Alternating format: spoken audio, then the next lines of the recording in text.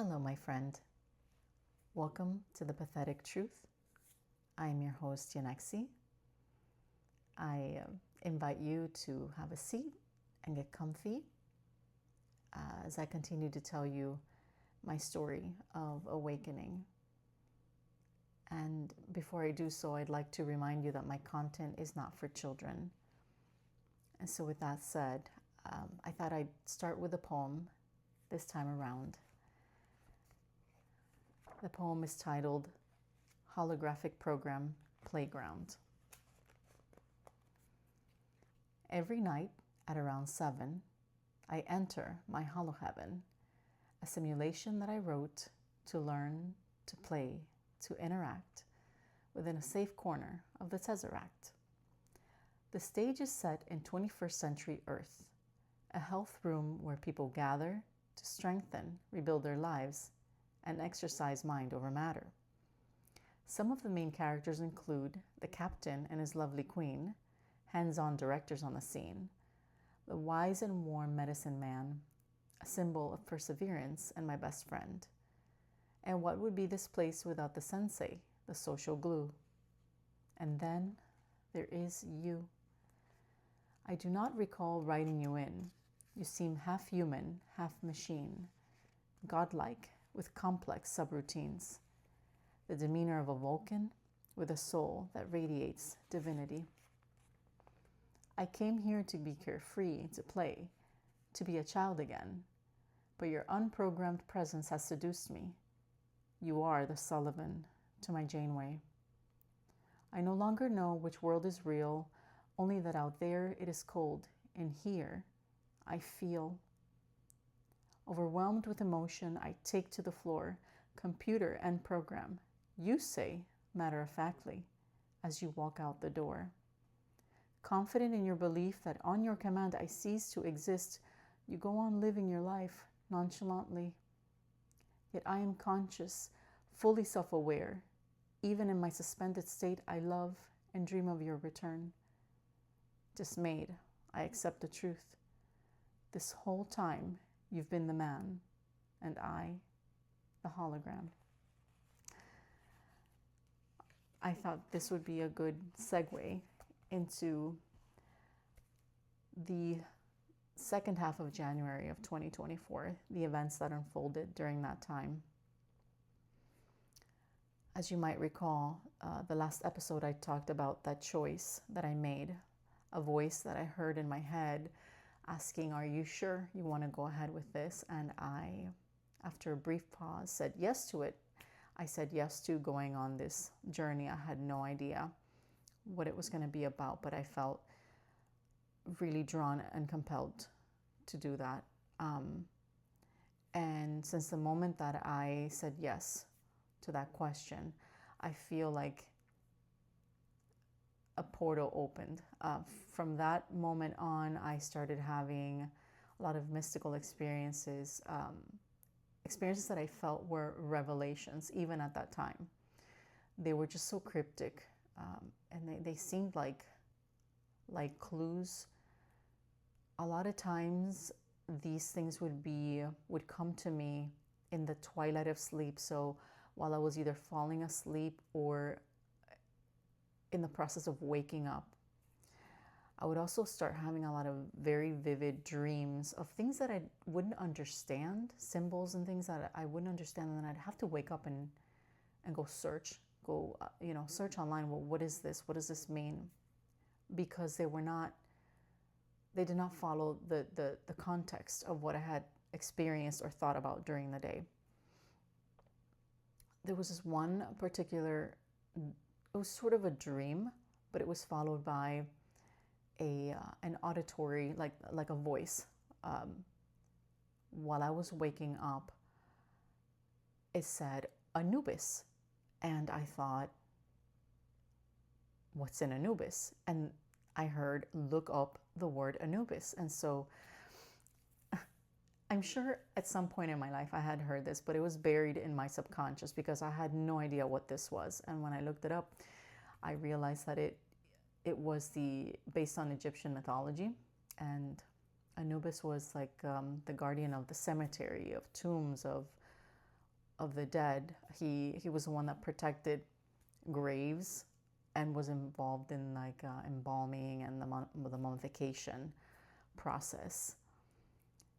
Anubis also helped souls to transition to the afterlife, and he was involved in the weighing of the heart against the feather of Mat, which is the truth, so to see if the person of the soul was pure enough to go on to the afterlife. He basically, I found out, he protects like that liminal space between life and death. And I thought, wow, okay, this is really beautiful. I didn't understand the meaning, but as time went on, I kept going back to this dream or this message. The first thing that happened after this dream, a few days later, I found out through gym friends, gym bros, that I found out what Vincent did for work. And it turns out that he was in the funerary business. And immediately I thought back to that dream. And so that felt very synchronistic. Like there was a reason that I had that revelation or that clue, and then finding out what Vincent did for a living. So I thought, okay, this is something to pay attention to.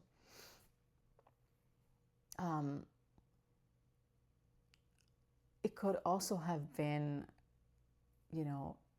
not just something about our connection, but maybe it was for me to pay attention to what was about to unfold for me personally.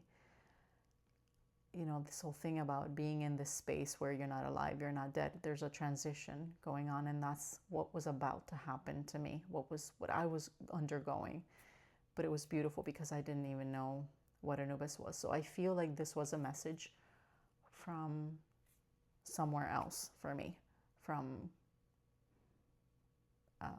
spiritual guides, angels, whatever it was. It had no previous context. So I started having many dreams like that. But the second half of January of 2024, besides these kinds of mystical experiences that I started having, in the real world, these 2 weeks were, I feel, the most magical that I had when it came to Vincent. I would dare say I shared, but I don't know if he shared the same experience. He seemed to also to sort of match my energy. You might agree, usually January to me, it seems, is it's that post-holiday slump. Everyone's kind of coming down from all the fun over the holidays, and January typically feels not just calm, but probably a little bit depressing. It's kind of back to reality. Everyone's back to work. This January was unlike any January I had lived. I was deliriously happy. I felt super silly. I felt like a kid having first experiences, experiencing so many things in the world for the first time. I was so full of this like wonder and joy. And I saw the gym as my little playground. I had started making friends. Vincent seemed to relax, to be more relaxed, and we would smile at each other. We didn't speak a lot, but we would just kind of smile at each other and things like that. And I just felt very playful. I remember this was one day I pretended to be like an airplane on a runway. I mean, thinking back, that it was just so uncharacteristic of me, the way that I behaved, but I felt safe being kind of carefree and childlike in that space, that 1 hour at the gym every day. And he responded. He seemed to respond so well. He seemed to have a blast with my silliness, and he would just laugh. And I thought, this is amazing. This is beautiful. There was this one night I was doing this back extension exercise, and I had a plate with me, and as I put it down, the plate started rolling away, and I chased after it, and then I looked around and I noticed he was staring at me. And I was so embarrassed, but we both just burst out laughing. And there's just something about that exchange, that reciprocity, that filled me with so much vitality. I had never felt like that before. So this connection really felt like something special to me. And it would prove to be as time went on. As we continued to interact, with very few words really, I noticed that the energy in the gym was heightened. It seemed to me, I almost like, it was so obvious to me that I almost stepped back, and it seemed like a party. It seemed like everyone was celebrating. It was the first time that I was aware of this thing of energy. I thought it almost felt like our environment was responding to the mutual nature of our interaction. Whether or not that happened, it certainly felt that way. I also thought it was the first time that I really came to recognize the importance of perception. And I thought, am I just looking at this with rose-colored glasses?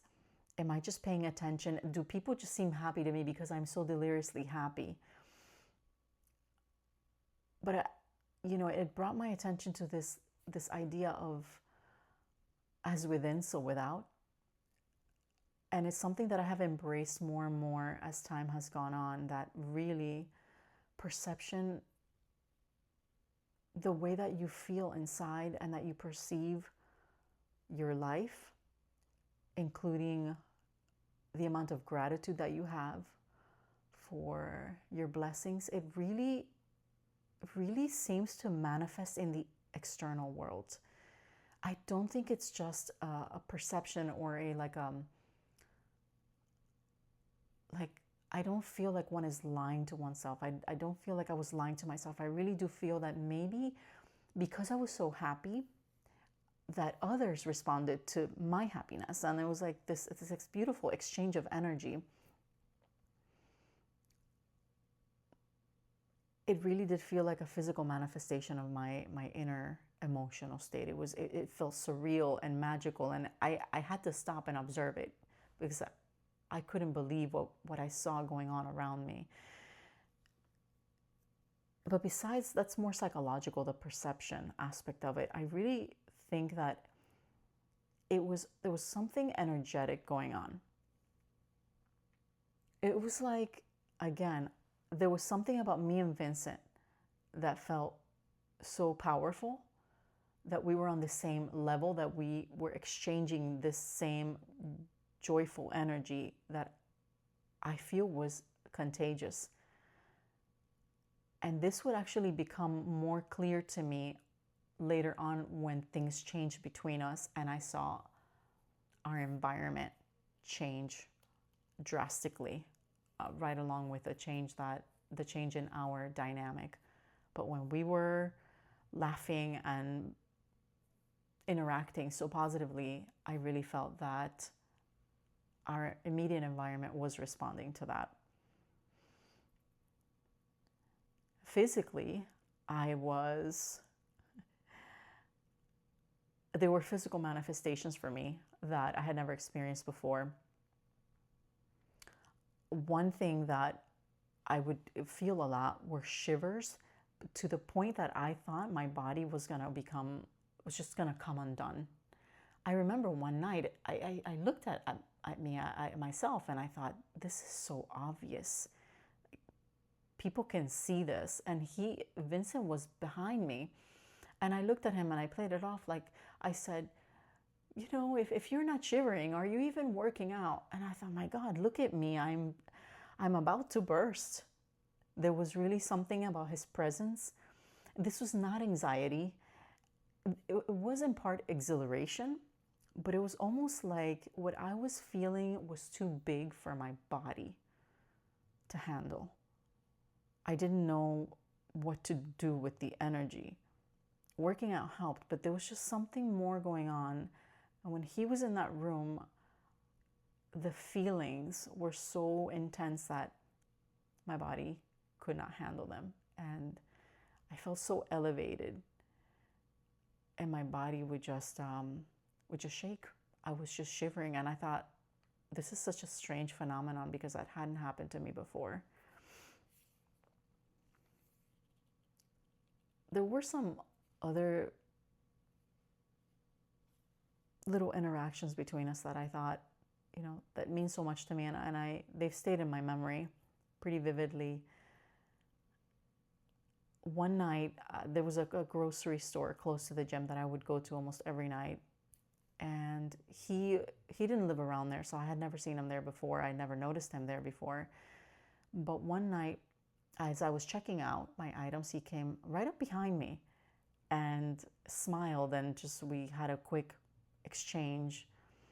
I remember looking at his food items and thinking, what is that? What does he eat?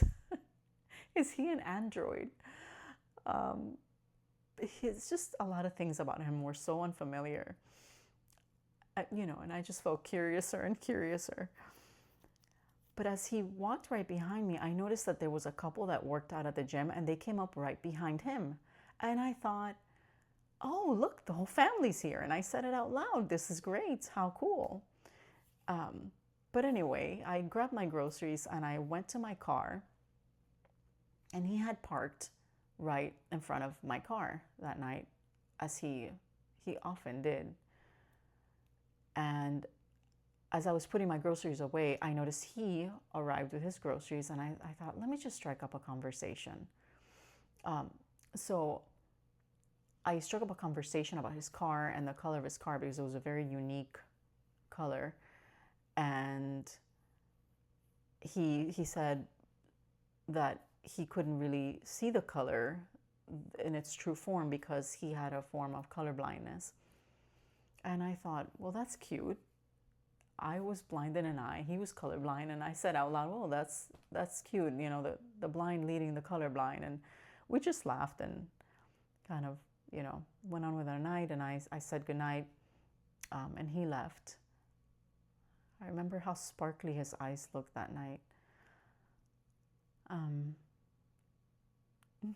His eyes really bewitched me. And as I left that night, that voice came back, and I thought, what if this guy, because I felt him getting closer, like, what if this guy asks me out? How am I going to tell him, when I tell him that I'm married, is he going to want to be my friend? Is he, like some of the other friendships that I was developing at the gym, is he going to be okay with that? And I was so afraid for that moment, and I thought, well, this is inevitable. It's going to happen. Something like this is going to happen.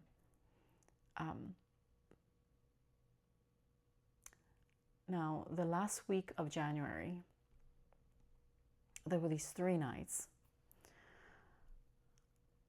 One night, as Vincent was walking out of the gym, I was wrapping up my workout, and I had mentioned to the group that I was going to write a book, right? I was kidding around, and I was going to give everyone character names. And as Vincent was exiting, he looked and smiled, and I said, "Hey, would you like me to give you a name and be in my character in one of my books?" And he said, "Sure." So I said, "Okay." And I said, I feel like I needed to ask your permission, Vincent." I even said it out loud because I had seen him as this enlightened teacher, guru kind of person, and I had him in such high regard. And I felt that he had always seemed so, kind of withdrawn. And I thought, this is a person with boundaries, and I have to approach him with a lot of respect and, dare I say, some form of reverence. Very pathetic of me, but I did feel like I needed to show respect for him. And so Anyway, I walked out with him that night toward our cars, and I said, oh, I know of a name that would be perfect for you. And I said, Spock. And he looked so surprised. I said, yeah, from Star Trek. He said, that's great. That's perfect, because I don't show a lot of emotion, and like Vulcans, they don't show a lot of emotions. Of course, I had observed that. That had been quite obvious. And so I thought, okay, we have this thing in common. And we started talking about Star Trek, and it was amazing. Oh my gosh, a fellow Trekkie. I thought, oh, here I have a Trekkie friend. This is incredible. And when we were talking about Vulcans and how they don't show emotion, I said, well, except for the Ponfar. And we both laughed, and I'll leave you to look that up if you want. So I'll leave that as a little mystery if you wanna check out what that is. But I had noticed that Vincent was the type of person that exercised a lot of self-control in general, which is something I admired. And he didn't talk a lot to anybody, which I also admired. He looked like a very pensive person. And it's weird that someone like that would make me feel so childlike and silly, almost like the opposite. I wanted so much to be carefree. And seeing him come out of his shell and match my silliness sometimes and smile and laugh was such a special thing to me, that I thought we're doing something. There's something mutual going on. We're affecting each other in a very special way here. And I thought, he feels safe. I feel safe being a child around him, and he seems to feel safe being childlike around me too.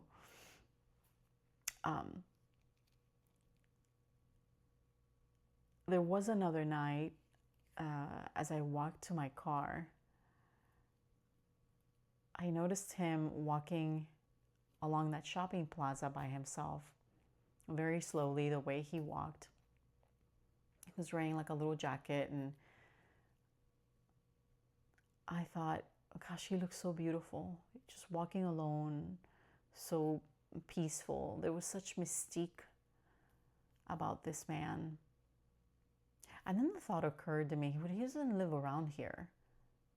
Was he exploring the area? And of course, all these fantasies about us being a couple and being there together and going grocery shopping together, they invaded my head. But there really was something so alluring about this man. I thought he was absolutely beautiful in his stoic, quiet way. So the first 3 nights of this, I think it was the last week of January, were magical. I thought, this is amazing. I'm sort of building a friendship. He seems like we're both coming out of our shells, and I was making friends at the gym, and it seemed like a big party. And then the pattern. What I had noticed that had happened in December of 2023, the 3 days of some sort of mutual, what seemed to me like some sort of mutual joyful back and forth. On the 4th night in January, and that last week of January, I had bought a funny Star Trek T-shirt that had to do with exercising as well, and I had said to him, "Oh, I'm gonna bring it in," and I brought it in, and when he was working out, I said, "Oh, Vincent, I got something," and I went over to a little locker, and I grabbed the T-shirt, and I put it over what I was already wearing, and I said, "Check it out! Look at this! isn't this cool? And he smiled and I smiled, and I thought, oh my gosh, this is so much fun. And then one of the gym bros that was at the gym that he would speak to once in a while, that he seemed to be comfortable with, at that moment, he was right behind Vincent, and he looked at me with such an icy stare, and he shook his head, like communicating to me, don't do that. As in, don't be playful with Vincent. As in, tone it down. As in, what is going on right now? Because as Vincent was laughing with me, looking at my t-shirt, this man was behind him, shaking his head and staring at me like I was committing a huge sin. Like I was transgressing. I was, doing something that I wasn't supposed to be doing. And I thought, in that moment, it was like a record scratch. I thought, what just happened? And I felt my spine tingling. I felt chills, like like something bad. There's something really weird and bad, and I don't have the information, but that stare communicated to me that I had done something terrible. And so that was in the back of my head the whole night. And so I continued to be playful. And later on that night, I thought, let me check on Vincent, because I know he tends to be to himself. And I asked him, I said, Vincent, this whole thing with the t-shirt, is that okay? Does that make you uncomfortable? He said, oh, no, not at all. That's fine. So I thought, okay, well, what was that about with the friend looking at me that way? I thought, something is about to go really wrong here. And I don't know why, but that stare told me everything that I needed to know. Vincent's behavior did not match what his friend was communicating to me. Vincent was matching my behavior, and he said to me verbally, I'm fine, everything's great. But since I saw that, I started feeling this sense of urgency. I thought, our time is running out. Our time is running out. Something is about to put an end to this. And so it turns out that I would be right. That what I had seen from his friend, and then my intuition, that it was on point, unfortunately. So I will share with you what happened on night 5 and the days after that, the next time that I talk to you. Thank you so much for sharing your time with me, my friend. I hope to see you again next week. And until then, please take good care of yourself.